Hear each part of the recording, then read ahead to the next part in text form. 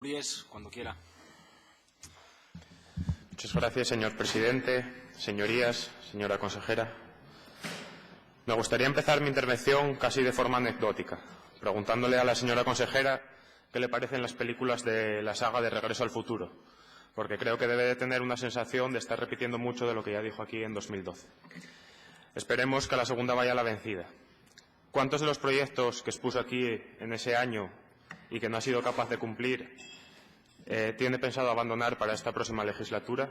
Le pido una estimación, no una enumeración, puesto que no quiero perder la hora en esta pregunta. Sí, cuando acudí a esta Junta en el 2012 y hice una promesa, un compromiso, asumí una serie de compromisos de programa de gobierno, lo hice con la, yo creo que legítima expectativa de poder llevarlos a cabo. Y creo que en buena medida, con distintos niveles de intensidad, los hemos puesto, si no la totalidad, la inmensa mayoría en marcha.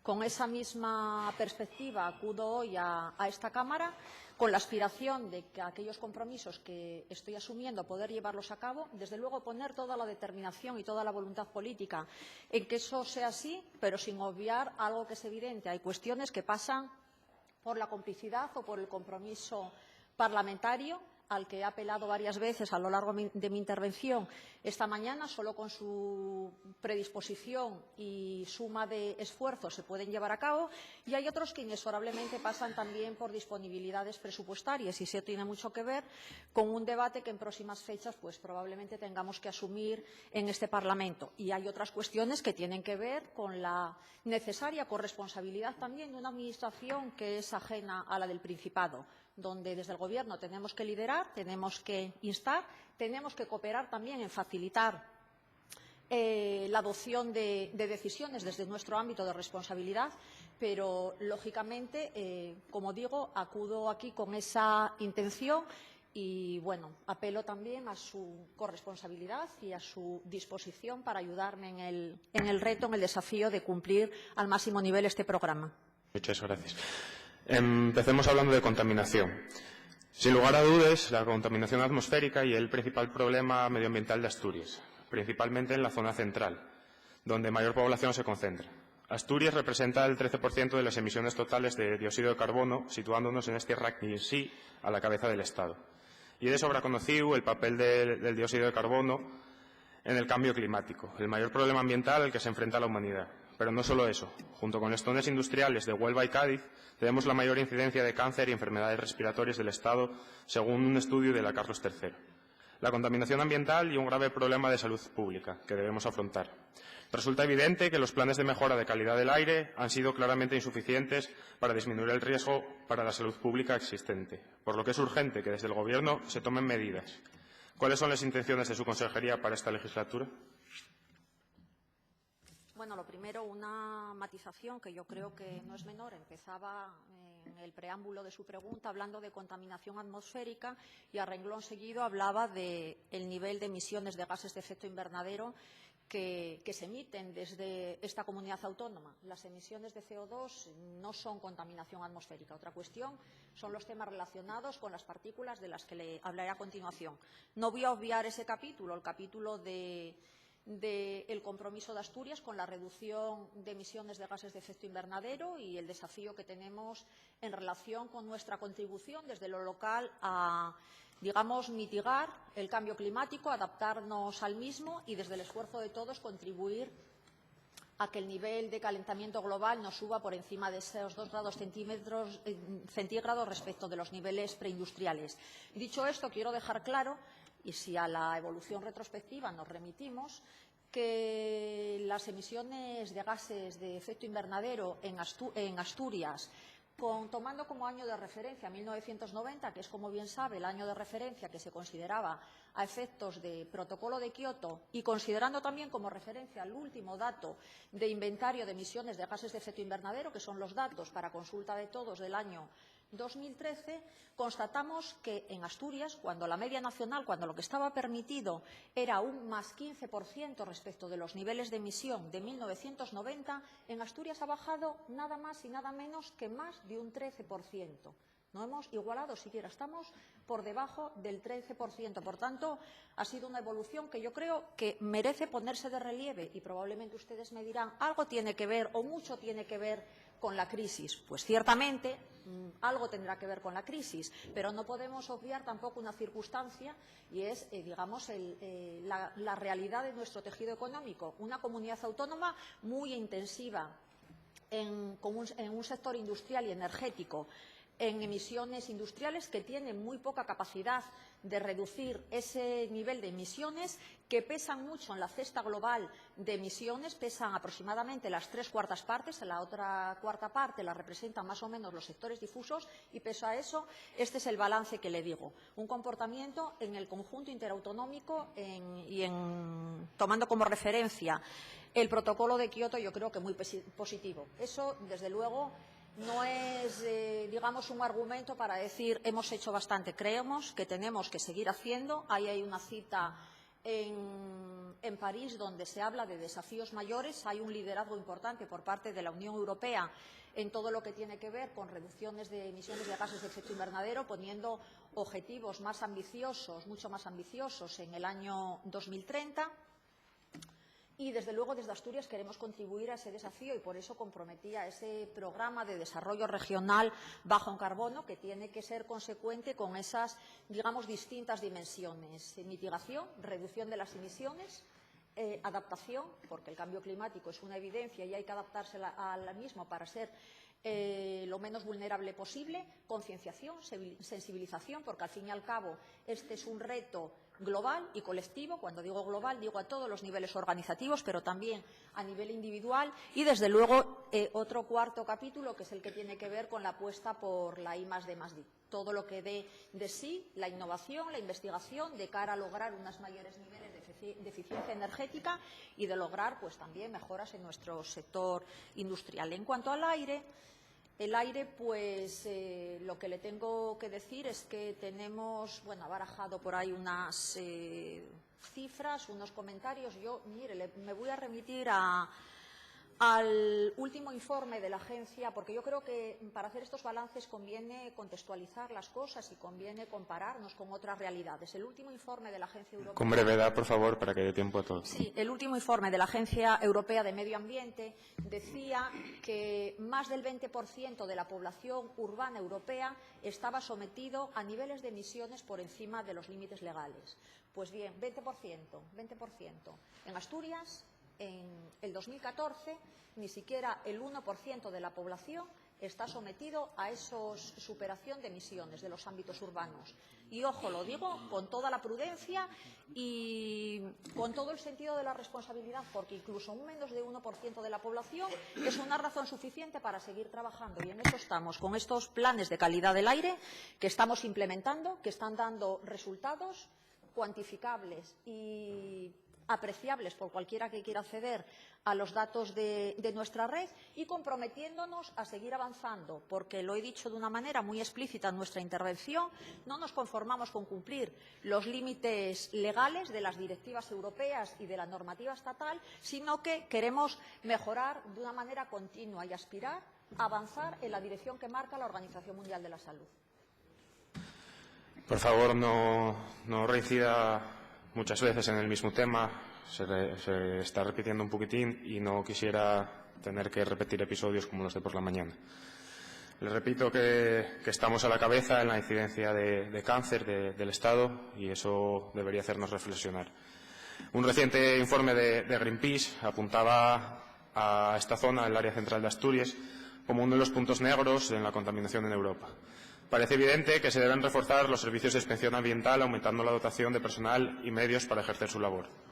¿Va usted en esta nueva legislatura a afrontar esta problemática aumentando medios y controlando de forma rigurosa las plantas industriales, como las de ArcelorMittal, Alcoa Inespral o la térmica de Aboño, para que sus emisiones estén por debajo de la normativa vigente y que tomen medidas, las necesarias mejoras técnicas para reducir sus emisiones?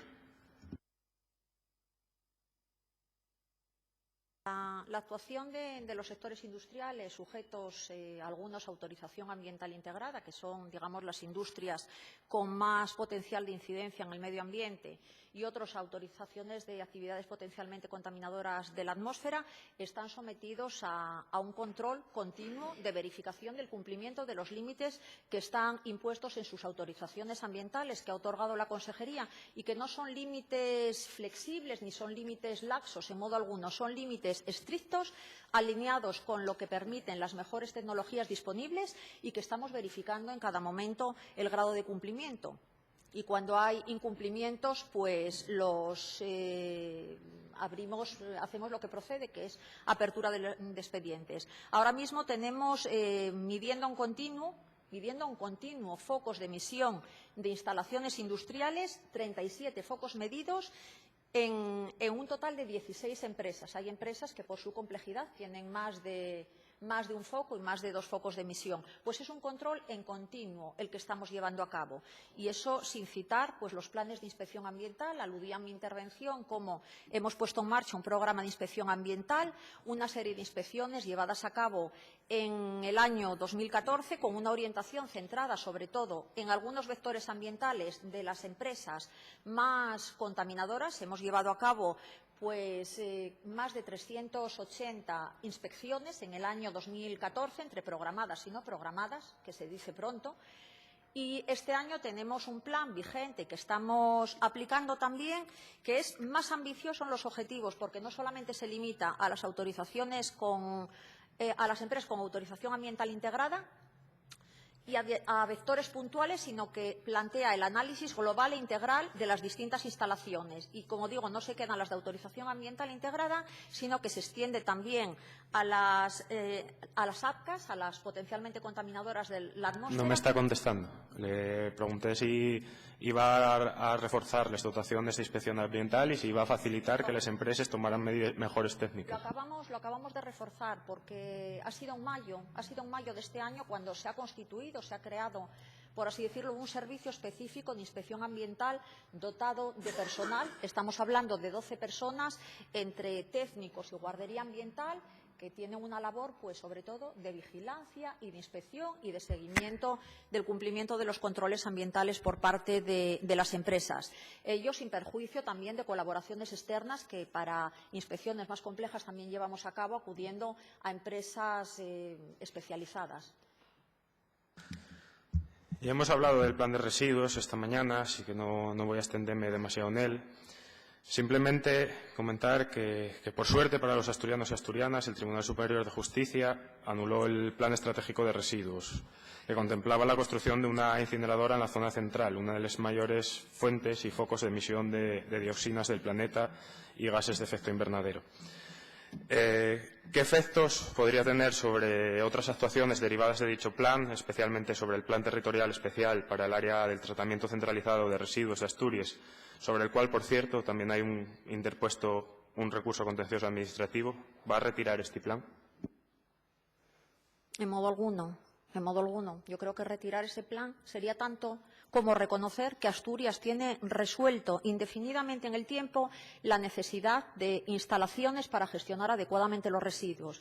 Y por la mañana yo creo que he dado una explicación, no sé si muy exhaustiva, pero yo creo que lo suficientemente reveladora de la necesidad que tenemos en Asturias de seguir contando con instalaciones para el tratamiento adecuado de los residuos, ampliando en su caso las que tenemos si hubiese la necesidad, y dotándonos de instalaciones para tratar la fracción resto, que, como decía, a medio plazo, a partir del año 2020, pues vamos a tener que dotarnos de instalaciones, vamos a tener que tener suelo adecuadamente calificado, y ese plan territorial especial tiene una vocación de dar un tratamiento urbanístico homogéneo al suelo sobre el que están llamadas a ir ubicadas las instalaciones de Cogersa. La pregunta que usted me hace, llevada a sus últimas consecuencias, podría traer consigo que se puede llegar a generar un gran debate social en Asturias cuando se necesite una planta de tratamiento de residuos acerca de cuál es el territorio que la tiene que acoger. Y eso ustedes lo conocerán también porque es un tema con el que doy por supuesto que su grupo está muy sensibilizado. Eso genera amplios debates sociales, a veces amplios rechazos sociales. En Asturias tenemos la gran suerte de tener centralizado en las inmediaciones de Serín el conjunto de sistemas de tratamiento de los residuos. Y, hombre, yo creo que es bueno seguir aspirando a tener esa cobertura urbanística que nos permita, dentro del marco de la legalidad, porque al fin y al cabo estamos hablando de dotar de legalidad urbanística a las instalaciones de gestión de residuos, pues que aspiremos a mantener ese plan. A nuestro grupo parlamentario le encantan los debates sociales. De hecho, creemos que deberían de producirse muchos más y de esta manera reflexionar desde esta Cámara cómo dar respuesta a ellos. ¿Renuncia a la incineración de residuos como alternativa de futuro? Mire, creo que he sido muy explícita en la intervención de por la mañana. Hemos comprometido avanzar en la ejecución de la sentencia, aprobar el plan de residuos tal cual había sido diseñado y aprobado definitivamente en el 2014, porque hay una razón imperiosa, diría yo, de interés público, que es avanzar en la ampliación del vertedero con cobertura de legalidad. Yo creo que esa es una razón del suficiente peso y que justifica esa medida, y a partir de ahí iniciar un proceso en el plazo de 3 meses de revisión de ese plan para abordar el análisis de las distintas alternativas que pueden resolver el problema de la fracción resto. Y habrá que ver, y habrá que debatir, y habrá que reflexionar. A mí también me gustan los debates sociales y, sobre todo, me gustan especialmente cuando son debates constructivos y se abordan desde la consciencia de que hay que resolver los problemas que son, al fin y al cabo, problemas compartidos. Y desde ese marco, pues, como digo, aspiraremos a identificar aquella solución o soluciones que para el tratamiento de la fracción resto se considere que tienen el menor impacto ambiental y a la vez sean viables técnica y económicamente. Esas 3 premisas tienen que ser el punto de partida de este debate, de esta reflexión conjunta y de estas soluciones definitivas. Por tanto, ahora no voy a prejuzgar nada porque creo que no es momento de... Entiendo que no renuncia entonces a la incineración como alternativa. Simplemente algunos datos para nuestras estimaciones para el periodo de 2015 a 2040 figuran que la fracción resto sería de algo menos de 3 millones de toneladas, 2.700.000 y pico, mientras que los cenices que generaría la incineración serían de más de 3,5 millones de toneladas. ¿Qué va a ocurrir con otras instalaciones planificadas ligadas a la planta de incineración, como puede ser la subestación eléctrica, cuya concesión ya está dada, pensada para la evacuación de la energía de la planta de incineración? Es que las instalaciones de Cogersa y las que ahora mismo hay, y insisto en que vamos a necesitar instalaciones que van a tener que mantenerse y van a necesitar suministro eléctrico, ya tienen serias dificultades para contar con suministro. De hecho, bueno, estamos contando con la generación eléctrica que se produce a través del aprovechamiento del biogás generado en el vertedero, pero no estamos hablando de construir una subestación eléctrica finalista que solo sirva de manera excluyente para la incineradora. Puede servir para la incineradora, puede servir para cualesquiera otras instalaciones para el tratamiento de la fracción resto. Por lo tanto, yo creo que también implica sentido de la responsabilidad avanzar en aquellas instalaciones que a buen seguro sabemos que en cualquiera de los escenarios resultantes de este proceso de revisión que hemos asumido abordar va a concluir. No menos importante que la contaminación atmosférica y la contaminación de nuestros suelos. La Ley 22/2011 de residuos y suelos contaminados establece que las comunidades autónomas declararán y delimitarán los suelos contaminados, debido a la presencia de componentes de carácter peligroso procedentes de las actividades humanas, y que elaborarán un inventario con los suelos declarados como contaminados. 2 leyes después, porque esta ya es la segunda ley que ahondaba en esta línea de carácter estatal, únicamente existe un inventario de suelos potencialmente contaminados con 694 emplazamientos, de los cuales únicamente la Química Alba ha sido declarado como tal a instancias de los propios interesados, aprobándose un plan de descontaminación que llevaría a cabo su propietario.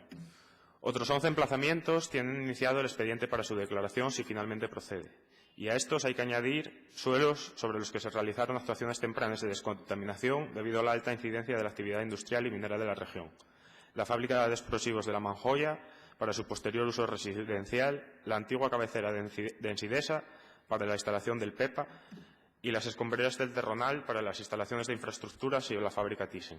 Podríamos entrar a cuestionar estas tres actuaciones, donde La Manjoya pretendía alimentar la burbuja inmobiliaria y se convirtió en una ciudad fantasma, que, por cierto, tiene un depósito con los residuos en los territorios anexos, o las escombreras del Terronal con un encapsulamiento de residuos bajo la autovía minera con severas deficiencias. Sin embargo, me quiero centrar en el catálogo de suelos contaminados. ¿Piensa su consejería para esta legislatura terminar de una vez con su dejadez histórica y poner de una vez por todas los recursos humanos con la cualificación técnica necesaria para afrontar los riesgos a los que con su negligencia somete a poblaciones como la de Soterrado? Capítulo ambiental, como bien sabe, espinoso no solamente por la dificultad y la complejidad técnica del proceso y por la necesidad de identificar soluciones, sino porque, como bien conoce, muchas veces el llevar a la práctica estas soluciones pues tiene unos costes absolutamente elevados y probablemente muy difíciles de asumir desde los presupuestos públicos. Y en muchos casos yo me atrevería a decir que también muy probablemente difíciles de asumir desde la iniciativa privada por los propietarios o los poseedores de esos suelos cuando son ellos los llamados a abordar esos procesos de descontaminación. Cuando son procesos de descontaminaciones históricas, pues ya sabe que también es responsabilidad de la Administración el abordarlo. Hecha esta reflexión, que yo creo que invita un poco a abordar este asunto con realismo y con la prudencia debida, yo creo que debiéramos de plantearlo en esos términos. Es mi opinión. La Consejería está trabajando en este tema. Ha trabajado y la verdad es que ha consumido mucho tiempo a la hora de definir los llamados niveles genéricos de referencia. Los niveles genéricos de referencia es, de alguna manera, la identificación del grado de concentración de distintos metales que hay, digamos, en el suelo en estado natural para, a partir de ahí, poder determinar el grado de contaminación. Ha sido un proceso difícil, porque nos hemos encontrado en el proceso de su identificación con suelos en estado natural que, sin embargo, arrojaban una concentración de metales muy elevada y que de alguna manera distorsionaba, hacía especialmente difícil llegar a resultados. No obstante, una vez identificados esos procesos, iniciamos la declaración de 9 suelos contaminados. Estaban ya los índices preliminares de situación.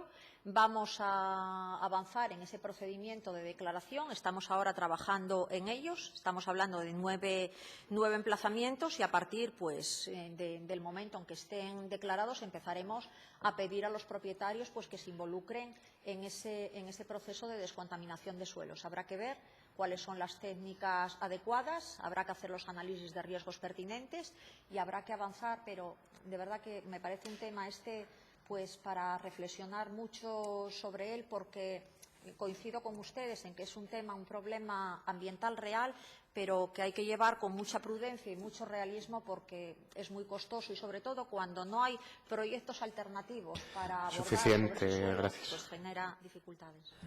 Llevamos 17 años ya reflexionando. Esperemos que no pasemos otros 17 y que las contaminaciones que podrían tener nuestros suelos no nos lleven a una debacle. Por favor, les rogaría también que redujera sus intervenciones para dar tiempo a más preguntas. Pasemos al planeamiento territorial. La singularidad geográfica de Asturias convierte el territorio en una componente esencial de cualquier política pública.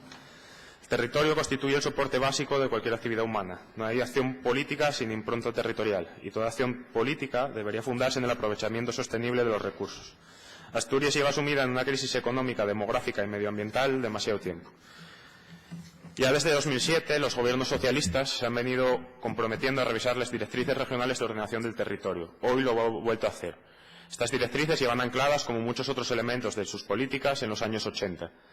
Su Gobierno renuncia sistemáticamente a las oportunidades de desarrollo económico y generación de empleo que ofrece la integración de las políticas sectoriales y una distribución racional de los usos y las actividades del territorio.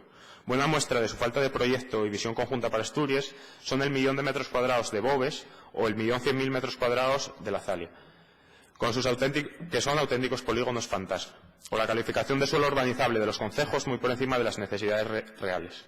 Un estudio de Regiolab estima en un 10% el incremento de la productividad en el área metropolitana si una política territorial integrada permitiese aprovechar plenamente las economías de aglomeración y urbanización propias de un área que ocupa el 7º puesto en el sistema urbano español. ¿Qué causas le han impedido cumplir el compromiso adquirido en su comparecencia de Gobierno de julio de 2012 en torno a la revisión de las directrices regionales de ordenación del territorio? ¿Y qué va a hacer diferente esta vez para poder cumplir con esto? Bueno, como saben, lo primero que tengo que decir es que me alegro de escuchar su reflexión previa, porque veo que tiene una sensibilidad y un interés que deduzco de sus palabras por avanzar en la actualización y la planificación territorial. Entiendo que del conjunto de Asturias, revisando las directrices. Las valoraciones para otro día, por favor. Sí. La legislatura pasada fue una legislatura, como sabe, más corta de lo habitual. Han sido 3 años. Y en esos 3 años hemos trabajado en documentos de diagnóstico, documentos de identificación de necesidades. Y la verdad es que hemos llegado a un nivel de avance significativo, pero no nos hemos abstraído de una circunstancia, y es que el procedimiento de tramitación de unas directrices de esta naturaleza es un procedimiento complejo. La complejidad implica tiempo, requiere un nivel de concertación política elevado, y desde ese punto de vista nos ha parecido realmente difícil apostar no solamente por iniciar el proceso de revisión de las directrices, sino por aspirar a concluirlo durante la pasada legislatura. Y eso, de alguna manera, nos ha disuadido a impulsar el inicio de ese procedimiento, abriendo ya el debate social. Pero, como digo, la voluntad existía, se ha trabajado, y ahora, a principios de esta legislatura que acaba de empezar, es nuestro interés el impulsarla decididamente. Nada nuevo respecto a 2011.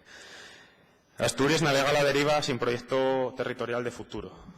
Pero una vez abandonada la Ley de Transportes y Movilidad que prometió hace 3 años, su consejería sí se ha aplicado en elaborar un plan de infraestructuras y movilidad, informado in extremis por la cuota en plena campaña electoral.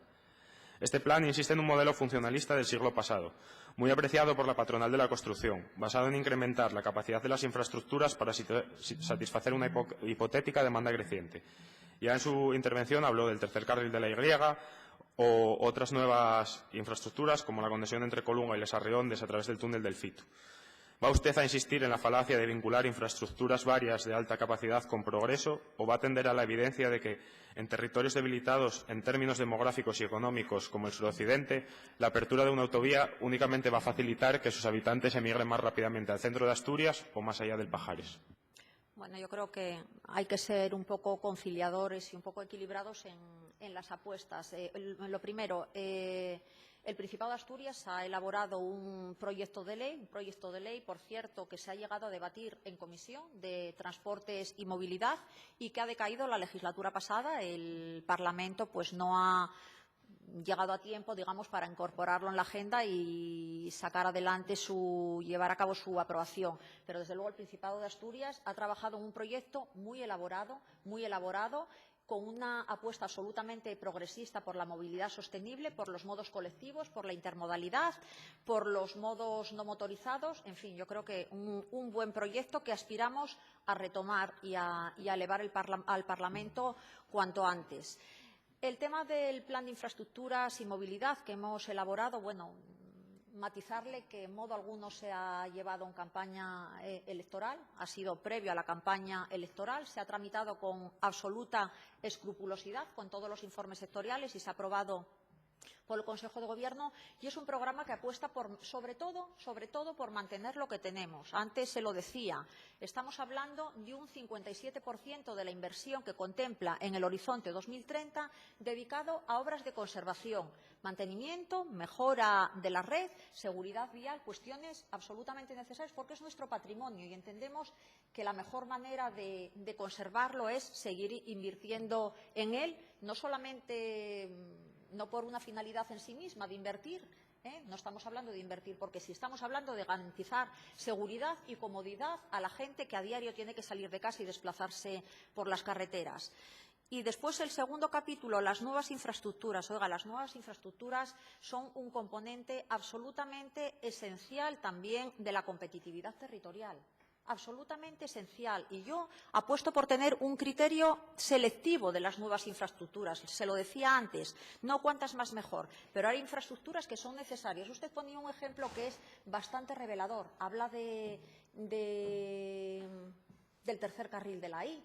Habla tercer carril de la I, los enlaces, por ejemplo, en Robledo. Estamos hablando de ordenar adecuadamente el área central, que es lo que usted me plantea y es por lo que yo quiero trabajar.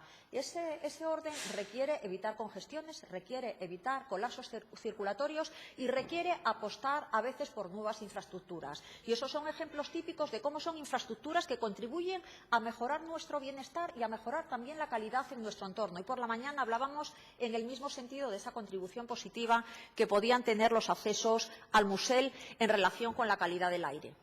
Y después, es verdad que Asturias tiene una red densa de infraestructuras, pero hay territorios que tienen un déficit innegable.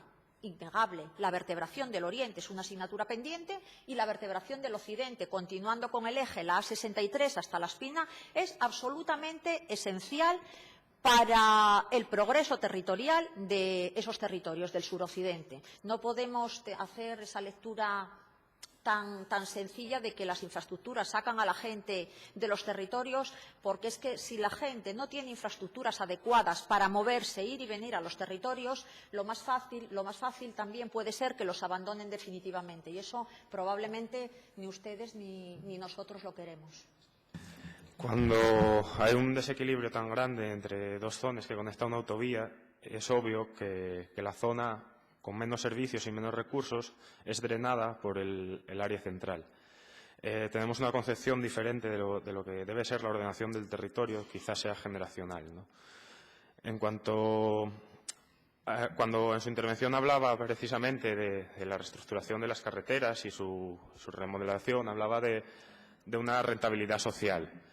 Esa misma rentabilidad social, me gustaría preguntarle qué estima usted que sería algo, o sea, que una inversión para el tren de alta velocidad AVE entre el tramo de Oviedo y Pola de Lena sería una rentabilidad social aceptable, teniendo en cuenta que salvo las líneas entre Madrid y Barcelona con una rentabilidad social que se estima en torno al 79%, Madrid-Andalucía el 45% o Madrid-Levante el 42%, el resto de líneas de alta velocidad no generan una rentabilidad social de acuerdo a la inversión que generan. En este caso, el tramo de Oviedo-Pola de Lena, más de 1.000 millones de euros para recortar 5 o 10 minutos como máximo. ¿Qué rentabilidad social cree usted que debería de ser adecuada para justificar esa inversión? Bueno, lo primero que hay que reflexionar es qué entendemos por rentabilidad social. ¿Qué entendemos por rentabilidad social en ese caso concreto? ¿Una infraestructura exclusivamente dedicada a llevar y traer viajeros? ¿Una inversión de ese calibre para ahorrar unos minutos? Probablemente coincidimos ustedes y nosotros que no es una inversión rentable. Probablemente ahí le pondríamos una cruz. No hay rentabilidad social que justifique esa inversión.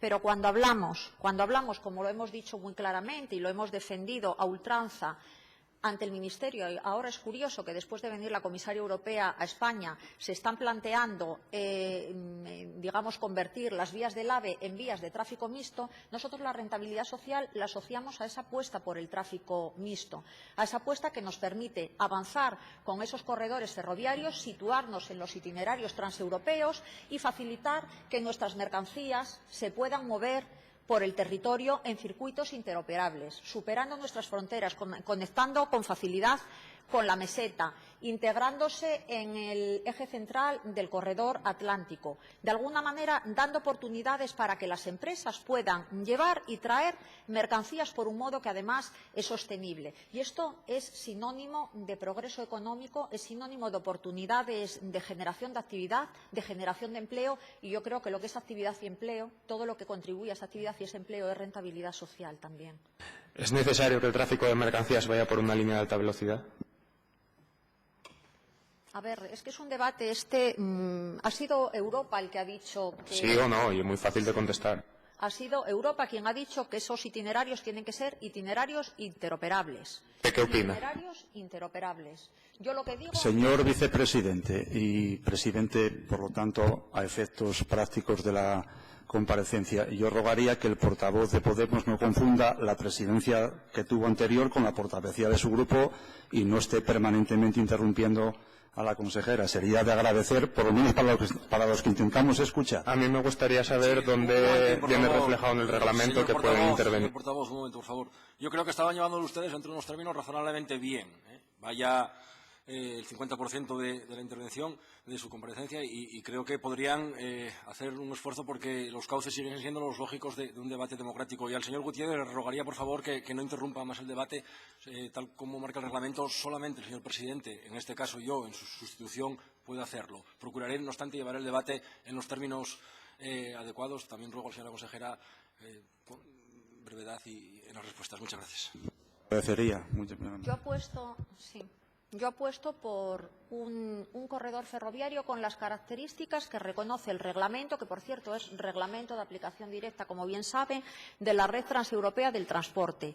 Un itinerario interoperable por el que puedan pasar viajeros, puedan pasar mercancías y que sirva también para desplazar grandes piezas y que supere también los cuellos de botella que hoy existen ya con la red que tenemos. Es ilustrativo que el mismo estudio informativo que sacaba el Ministerio de Fomento cuando hizo recientemente la información pública entre el tramo de Pola de Lena y Gijón, ya sin hacer prognosis de crecimiento de tráfico. Estamos en un momento de crisis, donde los tráficos son los que son, pero todos aspiramos a que haya un desarrollo de la actividad económica y, por tanto, el movimiento de mercancías sea mayor. Y ya identifica que hay cuellos de botellas para que las mercancías puedan moverse adecuadamente por esa red viaria. Las identifica, por ejemplo, en el tramo ya hoy, dificultades de hoy en el tramo de La Pereda a Tudela-Beguín. Tenemos que apostar por desarrollar en nuestro territorio, y yo creo que eso es la única postura admisible en un gobierno que se precie de responsable, por tener las infraestructuras que Europa nos reconoce, por no perder el tren de la competitividad territorial, porque si renunciamos a este tren podemos estar perdiendo competitividad respecto de otros territorios que, por cierto, están bien atentos y bien reivindicativos a dotarse de infraestructuras que no solo les faciliten la movilidad de viajeros, sino también el transporte de mercancías, y podemos quedarnos a la cola del progreso. Y probablemente eso no lo querrá nadie en su autoría política. El Gobierno de Asturias, desde luego, no va a trabajar en esa dirección, sino en la contraria, en reivindicar aquellas infraestructuras estratégicas que sirvan para los viajeros, pero sobre todo para el futuro del desarrollo económico regional, teniendo en cuenta además la particular configuración del sector industrial en la región. Bueno, era muy fácil decir que no hace falta una red de alta velocidad para transportar mercancías. Eso era la respuesta que había que dar. Según su propia consejería, casi la mitad de los concejos asturianos no tienen adaptado el planeamiento general de la normativa urbanística vigente desde hace 3 años. ¿Va usted a seguir permitiendo esta situación, prorrogando sine die las subvenciones concedidas por los ayuntamientos para la revisión de su planeamiento, o va a ejercer su responsabilidad para que esos 35 concejos se doten de una normativa urbanística acorde con los principios de desarrollo urbano sostenible de la legislación actual? Efectivamente, estimular al máximo nivel posible la actualización de los planeamientos a la normativa urbanística y, desde luego, muy en sintonía con esos presupuestos de la regeneración urbana integrada, esas 3 Rs en el sector de la edificación y el espacio público, por lo que yo creo que hay que apostar indudablemente, pero bueno, no perdamos de vista una realidad, y es que la competencia de planificación urbanística es una competencia ante todo municipal. Es verdad que hay una intervención y, por tanto, de alguna manera una responsabilidad o una participación compartida por parte de la Administración regional, pero no es en el estadio de formulación, de impulso del procedimiento. Esa formulación, ese impulso, le compete a la Administración local.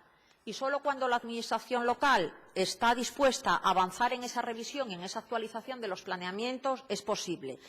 La reflexión a renglón seguido que cabe hacerse aquí es, bueno, y cuando los ayuntamientos o cuando determinados ayuntamientos no abordan con la agilidad debida ese proceso, ¿tiene sentido que la Administración regional suplante esa falta de iniciativa?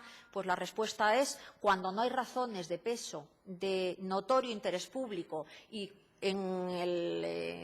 razones en las que pueden estar implicados intereses más allá de los locales, yo creo que no aconseja, digamos, suplantar la posición municipal. Creo que lo suyo es el respeto a las competencias municipales y, eso sí, estimular, como le decía al principio de mi respuesta, al máximo nivel posible, pues que esas adaptaciones se lleven a cabo.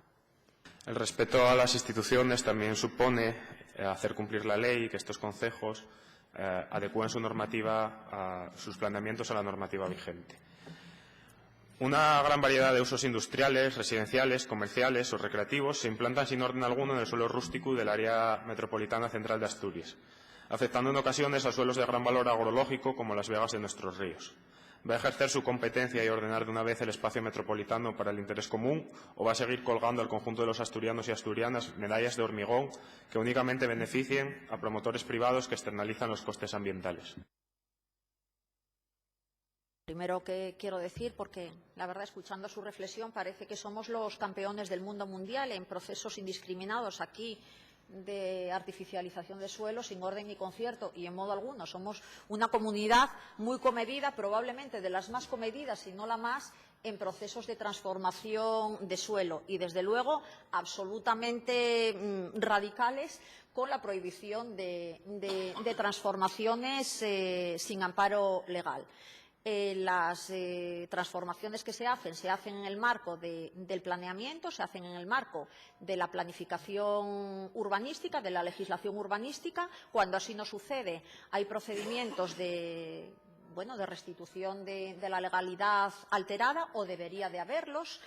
Y, en cualquier caso, pues yo sí reconozco que es verdad que, sobre todo, no ya tanto ahora, pero en los años más de desarrollo inmobiliario, en los años 90, pues se ha producido un cierto, digamos, crecimiento, una cierta tendencia a la dispersión de la edificación y a generar, digamos, esos entornos suburbanos que podríamos llamar en los entornos de las grandes ciudades, fuera a veces de los núcleos rurales, que no son, coincido con ustedes, no son el modelo deseable. Y creo que ahí sí tendría que tener unas pautas claras de racionalización y de uso sensato del suelo por parte de los ayuntamientos, de una manera concertada y contemplada en la planificación territorial. Creo que eso es sensato, es razonable y, además, puede redundar positivamente también en las arcas municipales, porque esos procedimientos así de expansión puntuales, los que puede haber puntuales, pues es verdad que traen consigo un encarecimiento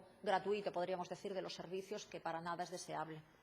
¿Qué opina de la clasificación como suelo urbanizable en concejos como Tapia, El Franco, Gozón o Carreño? Tapia, 733 nuevas viviendas, El Franco, 1.130, Gozón, 1.820 o Carreño, 2.422. ¿Le parecen acordes a las necesidades ciudadanas?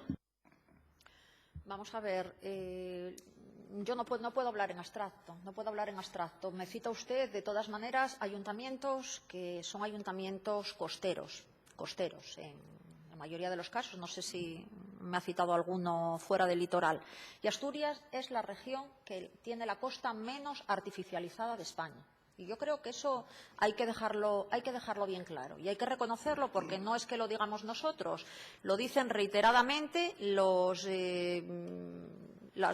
análisis comparativos de de evaluación ambiental de los territorios, y lo dicen los ecologistas. Mismamente Greenpeace hace poco, cuando presentaba sus indicadores ambientales, se hacía ranking autonómico, pues reconocía esa circunstancia, el bajo nivel de artificialización de suelo. Con carácter general, yo no le puedo responder a eso. Los planeamientos tienen una memoria, tienen unas explicaciones, tienen unas prognosis, y en base a esas determinaciones pues se toman las decisiones de crecimiento del suelo urbanizable. Yo no tengo aquí los datos de los crecimientos de suelos urbanizables que tienen todos y cada uno de los ayuntamientos asturianos. Lo que sí le puedo decir es que la cuota, que es a la postre quien tiene que aprobar definitivamente el planeamiento en esos concejos pequeños, por así decirlo, de tamaño pequeño, mediano, es absolutamente sensata, yo creo, a la hora de evaluar el dimensionamiento de los suelos urbanizables. Y creo que hay un ejemplo de la legislatura pasada, sin ir más lejos, donde un planeamiento que contemplaba crecimientos urbanizables que entendíamos que no estaban acomodados a una prognosis real de crecimiento del tejido residencial, pues se ha dicho que no. Muchas veces hemos dicho que no a muchas iniciativas de transformación de suelo urbanizable, a muchas urbanizaciones con cientos de viviendas. Muchas veces ha dicho que no, y muchas veces se han contenido y se han recortado de una manera muy sustancial el número de edificaciones contempladas. E insisto, la realidad de Asturias es la que es, y eso es gracias a esa apuesta territorial temprana por la protección del litoral. No es por casualidad que la costa asturiana sea la mejor conservada de España. Vamos a hablar del litoral. Pues en 2012 se comprometió a la elaboración de la Estrategia Integrada para la Gestión del Litoral Portuario de Asturias. En este caso no podemos hablar de incumplimiento, pues llegó sobre la bocina, aunque de una forma un tanto chapucera, no siendo más que un conjunto de medidas genéricas sin ningún nivel de concreción en cuanto a desarrollo y financiación, ni ningún instrumento de monitorización o seguimiento. Únicamente se concretan las actuaciones en los puertos vinculados a la inversión expansionista en hormigón y a la pesca deportiva, sin contar con la participación de los principales interesados, las cofradías de pescadores, con quien únicamente se reúne una vez publicada el Plan Especial de Puertos, y de manera ciertamente contradictoria con el propio contenido de la estrategia. Por poner un ejemplo, mientras en la estrategia se establece que se disminuirá el tráfico rodado de los entornos portuarios, en el Plan de Puertos se establece la creación de un aparcamiento en el puerto de Candás. Estas contradicciones no son, a nuestro juicio, fruto de nada más que de la falta de proyecto integrado de país. Se van dando bandazos a la espera de acertar con algunas de las medidas que se toman, aunque sean en un sentido y otras en el contrario. Durante su comparecencia de 2012, usted se comprometió a aprobar un plan territorial especial para el suelo no urbanizable de costas y la estrategia antes mencionada. Hoy únicamente tenemos la estrategia de medidas vagas y generalistas, muchas de ellas competencia del Gobierno central sin que éste se haya pronunciado al respecto, salvo las actuaciones en los puertos que han provocado un rechazo en el sector pesquero. ¿Qué causas le han impedido cumplir con sus compromisos anteriores y qué actuaciones novedosas va a adoptar para evitar nuevos incumplimientos? Bueno, no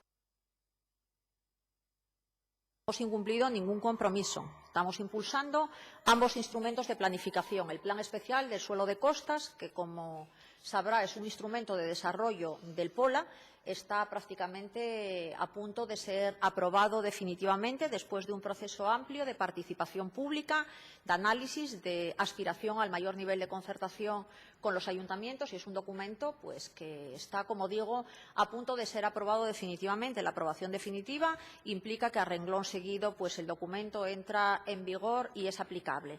Y sobre la estrategia portuario-litoral, bueno, yo lamento que tenga esa visión tan negativa del documento, porque yo creo que es un buen documento, es un documento innovador, es un documento ambicioso, es un documento que apuesta por alinearse con los retos más de vanguardia que ahora mismo definen la política marítima y portuaria a nivel europeo, todo lo que tiene que ver con la adaptación al cambio climático, con la protección de los ecosistemas litorales, con la diversificación de la actividad económica en los entornos marítimos portuarios, en torno a las villas y a los núcleos rurales que jalonan el litoral. En fin, yo creo que es un instrumento que trasciende además la visión exclusivamente territorial que ha caracterizado la acción de planificación en los últimos años, y que tiene además ese componente de apostar también con un criterio absolutamente Innovador, los puertos, pero lo hace desde una visión integral también. No se limita a contemplar inversiones, contempla inversiones, pero también introduce premisas de planificación del entorno de los espacios portuarios, introduce normas de uso y gestión, apuesta a tener instrumentos de cooperación con los ayuntamientos para buscar usos alternativos que puedan ser de interés para los entornos de las villas y, desde luego, cómo no, aspira también a guardar la mayor de las sintonías con las aspiraciones de los que son dos colectivos de actores principales en torno a los puertos, que son cofradías y clubes náuticos. El plan se ha tramitado de una manera impecable, diría yo. Ha habido 3 informaciones públicas a falta de una. Me doy por contestado ya. Es verdad que, bueno, por la peculiaridad del mismo, estos sectores no han sido consultados individualmente, lo están siendo ahora. Yo creo que no hay excesiva prisa en culminar el documento. ¿Y qué quiere que le diga? Este incidente, pues hago una lectura positiva del mismo, porque ha sido un incidente que ha contribuido, ha animado a la participación social, una participación que no se había producido con esa intensidad previamente. Vamos a tener reuniones con ellos y, cuando alcancemos el mayor nivel posible de consenso, pues aspiramos a tenerlo aprobado definitivamente. Lo que, insisto, es un documento innovador, yo creo que pionero, y que da respuesta a muchas de las asignaturas pendientes que tiene, desde esa visión integrada, el entorno portuario y litoral asturiano. Por suerte, la participación ciudadana no va a esperar a que ustedes la llamen, porque si no tardaríamos, como estamos viendo, en un montón de temas en los que no hay ningún tipo de prisa o parece no haberla, esperaríamos indefinidamente, ¿no? De puerto en puerto, vamos a hablar del Musel, que ya hablamos bastante. Cuando usted formaba parte del Consejo de Administración del Musel, aceptó los sobrecostes que terminaron en una denuncia del OLAF. ¿Va a realizar algún tipo de actuación desde su consejería en esta legislatura para esclarecer lo ocurrido en el Musel? Nosotros siempre hemos tenido una postura absolutamente diáfana en relación con el puerto del Musel. Cuando he tenido ocasión de participar en los consejos de administración del puerto del Musel, he tomado decisiones, me he responsabilizado de las mismas, he tomado decisiones, ojo, siempre acordes con los informes técnicos, jurídicos y económicos emitidos no solo desde la Autoridad Portuaria de Gijón, sino también desde la Administración del Estado. Siempre he tomado las decisiones, y lo comentaba antes también en mi intervención, con la legalidad. Hablemos de futuro, no de pasado, como usted decía. Bueno, pues en el futuro, ¿qué quiere que le diga? Yo creo que ahora lo que toca es esperar a ver qué sucede con esos procesos y, en cualquier caso, dejar que los jueces hagan su trabajo en relación con ese proceso. Desde luego, pedir que haya el máximo nivel de cooperación. Creo que la tiene que haber al máximo nivel, tanto desde la autoridad portuaria como desde la Administración del Estado. Por nuestra parte, todo en lo que podamos cooperar desde el Principado de Asturias, cooperaremos a ese esclarecimiento que deseamos, tanto como cualquier ciudadano que pueda tener las máximas aspiraciones en que eso se esclarezca y se resuelva lo antes posible y, entre tanto, eso sí, sin perder un solo minuto, apostar por poner en valor esa infraestructura. Y estamos hablando de una infraestructura que Gracias. tiene un potencial importantísimo, como decía hoy por la mañana. Sí, ya lo contó por la mañana, gracias. No repita lo que ya contó por la mañana. Hoy voy a contar algo nuevo, pero bueno. Hablaba de que siempre tuvieron una actitud muy diáfana. ¿Puede indicarnos si cobraba dietas por asistir a las reuniones del Consejo de Administración y, si fuera así, su cuantía?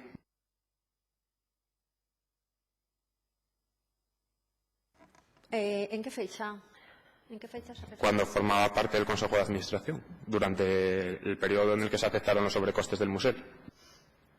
En esa fecha sí cobraba dietas de asistencia en el Consejo de Administración. ¿Conoce los gastos que supuso la inauguración de las obras?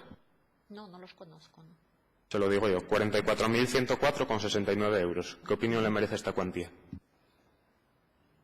No he participado y no conozco el detalle de los actos de inauguración que se hicieron y, por tanto, no puedo evaluar Vale. con adjetivos esa cuantía por la que usted me pregunta. Entiendo que entonces tampoco conoce el importe de 3.500 euros en una factura en una fiesta en un club nocturno. No, desde luego. No sé si usted conoce de tal cosa o yo es la primera noticia que tengo. ¿Conoce si es cierto que la dirección del puerto gastó 60.000 euros en un coche de lujo? No, no conozco esas cuestiones.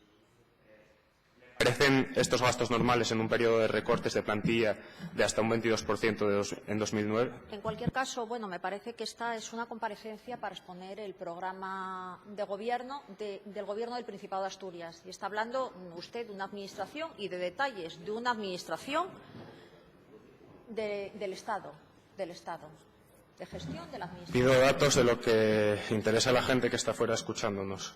¿Cree que el caso de Sariego, dirigente del PSOE, a directivo de la empresa de graneles sólidos, es un caso de puertas giratorias? No conozco de esa circunstancia, de que sea un cargo directivo en la empresa de graneles sólidos. ¿Hay algún tipo de autocrítica en todas estas actuaciones o de haber permitido que se produjeran?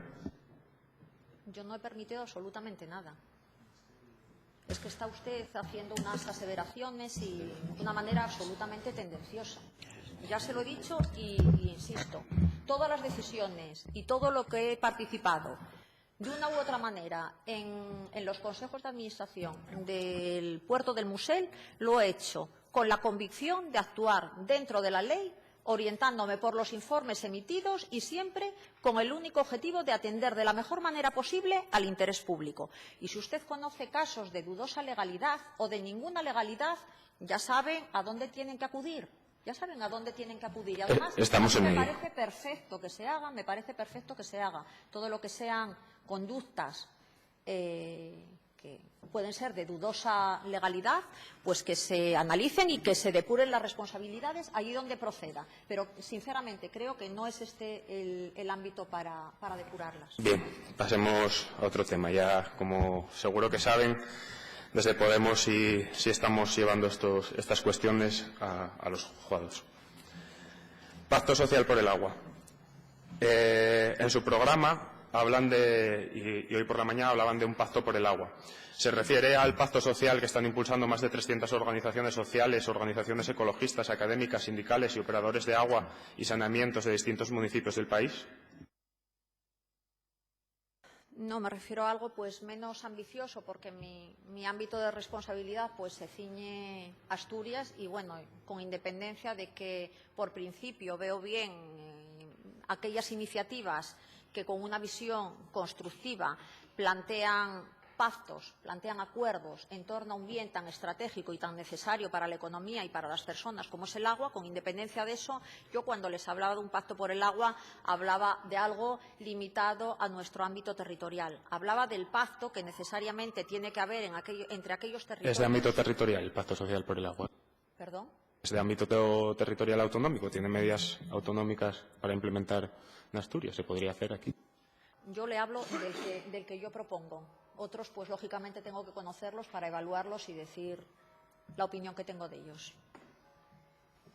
Hablaba de impulsarles gestiones públicas de agua. ¿Considera eso compatible con adjudicar las depuradoras de Baíña y sus 54 instalaciones asociadas por 5 millones de euros a Acciona? Oiga, perdone, es que dicho así como usted lo cuenta, tal parece que se adjudican las obras, pues a ver. No, con el procedimiento establecido. Por el procedimiento establecido, me imagino que con unas memorias, con unos pliegos exhaustivos y con una valoración de las ofertas por parte de los servicios técnicos exhaustiva. No lo estoy dudando, simplemente planteaba si era compatible este tipo de políticas con... Es que lo dice como si aquí tuviésemos que evaluar al bulto. Es que 5 millones pueden ser mucho o poco, dependiendo de cuál es el objetivo al que se destinan esos 5 millones. Dependiendo del tiempo que haya que gestionar la planta, dependiendo de las necesidades de la planta, No estoy poniendo en cuestión el importe por el que se adjudica, simplemente el hecho de que se adjudique en vez de tener una gestión pública. Bueno, el consorcio no tiene personal suficiente como para gestionar con personal propio todas y cada una de las depuradoras. Estamos hablando de más de 22 grandes sistemas de saneamiento que tenemos en Asturias y, lógicamente, no obtiene el consorcio personal suficiente como para atenderlas con digamos, un mantenimiento directo, por así decirlo. Eso sí, lo que hay es un control público exhaustivo por parte de personal altamente cualificado y que puede verificar la adecuada prestación de esos servicios que se externalizan. Eso sí es una realidad.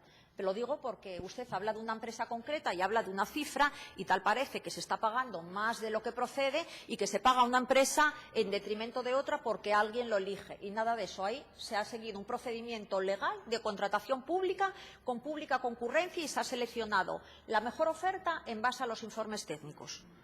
No era mi intención dudar del procedimiento, simplemente cuestionar el tipo de política de externalización. Dado que no hay personal suficiente en el consorcio para llevar a cabo esto, ¿valora aumentar el personal del consorcio?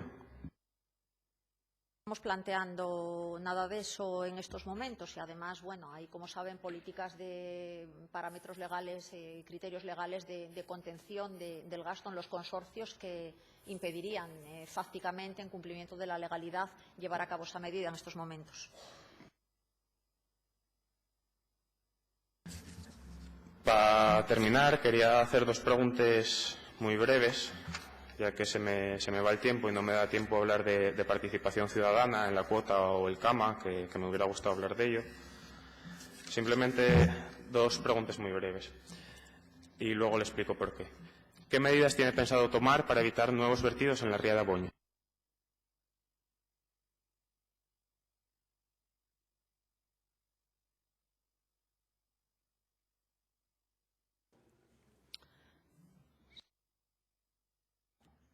Estamos trabajando en la puesta en funcionamiento del colector de la ría de Aboño. Tenemos ahí un problema específico que tiene que ver con la dotación de suministro eléctrico. Pretendemos llegar a un acuerdo con la empresa Arcelor para que, de alguna manera, la dotación de ese servicio se pueda abordar en términos económicamente más asumibles, y es nuestro objetivo, pues, en los próximos meses de alguna manera ponerlo en servicio. Entre tanto, pues, lógicamente, las labores de control de vertidos, de seguimiento de la calidad del agua y de toma de medidas sancionadoras cuando llega el caso. Y la otra pregunta, ¿cómo va a respetar elementos históricos del patrimonio de Candás la reforma del puerto, como la Peña Furada y la Farola de Los Ángeles? Esa pregunta, ya perdone que sonría, pero es que, bueno, es el paradigma de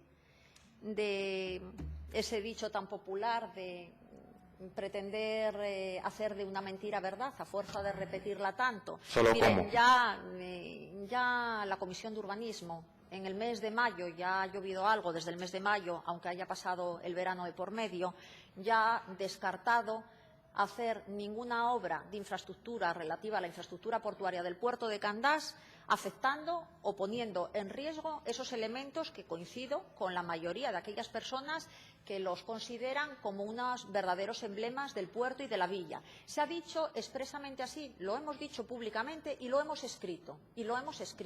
Por tanto, esa perseverancia, ese afán de insistir en que pretendemos todavía o que perseveramos en esa intencionalidad, pues la verdad no sé a qué obedece, pero digamos, no a una visión. Ahora se lo racional cuento. de todo Como este dije, proceso. se lo explicaba después de hacer estas dos preguntas.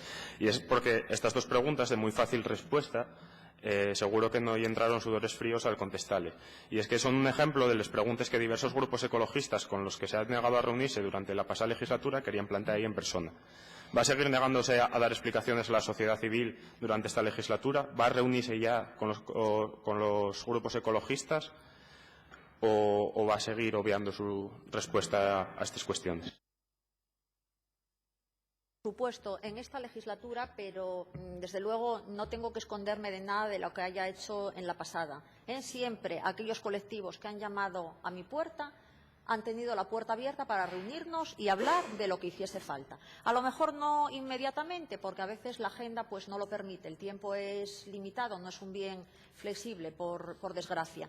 Pero nunca he dicho que no a ninguna reunión con ningún colectivo ecologista. Y esa, desde luego, esa práctica la voy a seguir aplicando en esta nueva andadura. No es lo que nos cuentan a nosotros los grupos ecologistas. Tendremos que preguntarles a ver si mienten a ellos. Muchas gracias por sus respuestas. Termino mi intervención. Gracias, señor portavoz. Tiene la